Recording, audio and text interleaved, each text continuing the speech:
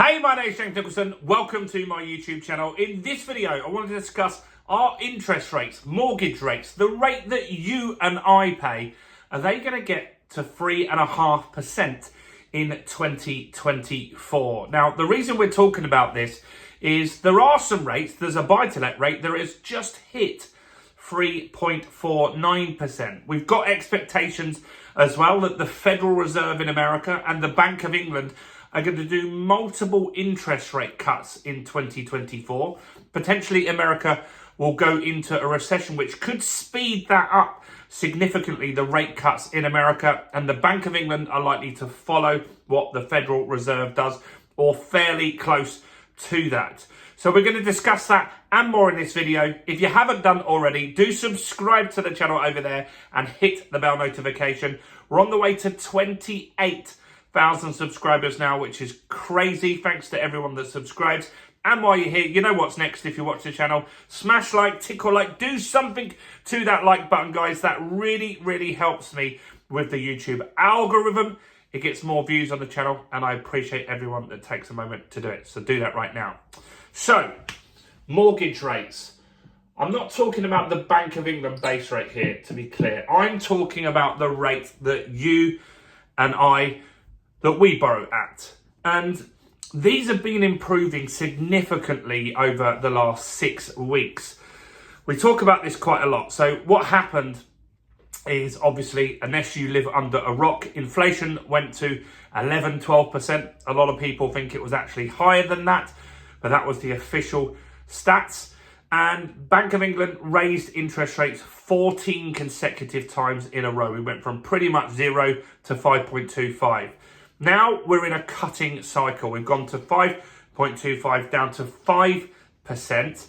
And the Federal Reserve is expected to start cutting their rates as well, giving us some more breathing room to cut our interest rate as well. Now, in December of 2023, the market, the property market, started to get really slow. Transaction volume started to dwindle. And that was because a lot of people started to get a wait and see approach. They wanted to see what was going to happen with the election. They wanted to see what was going to happen with interest rates and inflation. And it took a while for transactions to start picking up. And what did that was big banks dropping something called the SONIA swap rate. So the banks that we borrow off, so we borrow off people like HSBC, Santander, those sorts of people. They borrow off bigger banks like JP Morgan on a rate called the SONIA swap rate. That dropped. That enabled HSBC and everyone to cut the rates. And some of them dropped them even more because they just wanted to get competitive. And in January, February and March, we had a mortgage rate price war. That got the market moving again. And then by spring, late spring, we started to see banks busy again. And so they started to creep the interest rates back up, the mortgage rate that you or I pay. That then slowed down the market again. And so just before the general election, the market was 25% down on the 2019 stats, which was when the market was really normal again, before we had the pandemic and stuff like that. And so that's significantly down. Banks need to lend money. Solicitors need transactions to happen. Estate agents want this to happen as well. And so in June and July and August this year, we've started to have price cuts again. And so this has been done to stimulate the market again. And it's worked. And so the market is busier now. So two things have happened in the last few weeks. We've had the Bank of England cut their rate from 5.25% down to 5%. And we've had lenders, mortgage lenders, about 6 or 7 of them now have cut rates below 4%.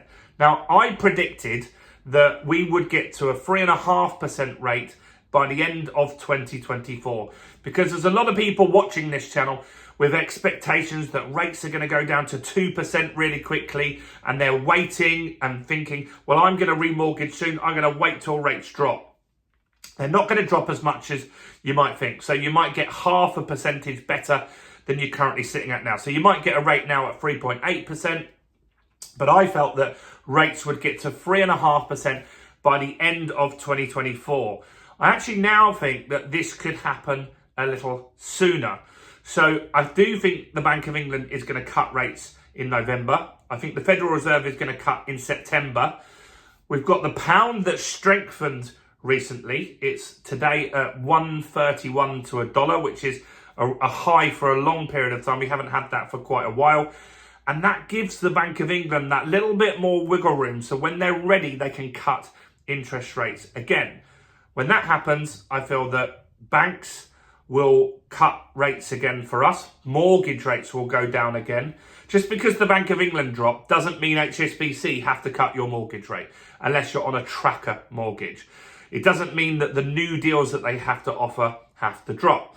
But I do feel that they will pass on some of these drops to us. And I do also feel that the rate that they borrow at, the SONIA swap rate, which is really what we really care about more than the Bank of England rate, I think that potentially could drop as well in order to just keep the momentum and keep things going.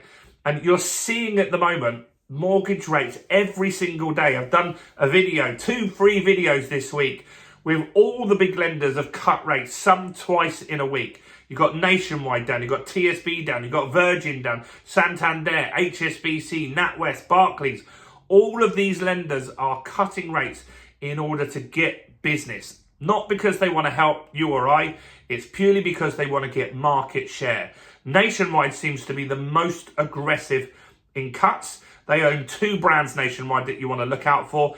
Nationwide themselves, that's the residential arm of the business and the bank or the building society. And then you've got the Mortgage Works, which is the buy-to-let. If you look for any deals, residential or buy-to-let, they're often the cheapest deal. And so if someone comes along and cuts rates, they will probably cut as well. So I now think that you will get a 3.5% rate. And I'm saying that you'll get 4 lenders for residential that will have a rate of around 3.5% by November of this year. I think it will happen a little quicker. So in November, you're probably going to have a Bank of England cut. You're probably going to have another cut by the Federal Reserve in America. And that will give the option for the lenders that you and I borrow from to also cut the rates a little bit as well. And that is going to be positive news. And so that's where I think you're going to end up. Now, what would I do if I had a rate that expired now in August or September? Would I wait to get that lower rate? Probably not. Because I think if you go on the variable rate, it's going to be so much higher that it negates the benefits and the savings that you might get. So I probably wouldn't wait. I would probably get on a deal now. And that's where I would sit. I wouldn't wait for that cut because it might not happen. I would always look for the best rate in the market at the time when I needed it. But that's where I think we're going to get to 3.5% by November with 4 lenders. Maybe I'm right, maybe I'm wrong. No one knows for sure. But I think that we'll see some negative news on jobs in America, negative news on jobs in the UK. And that will give permission to the Federal Reserve and the Bank of England to cut that little bit faster. Let me know your thoughts and opinions in the comments below. Do smash the like button. Do share this video with people you know that could watch this. Do subscribe. Check out all the other content on my channel, including this video right here.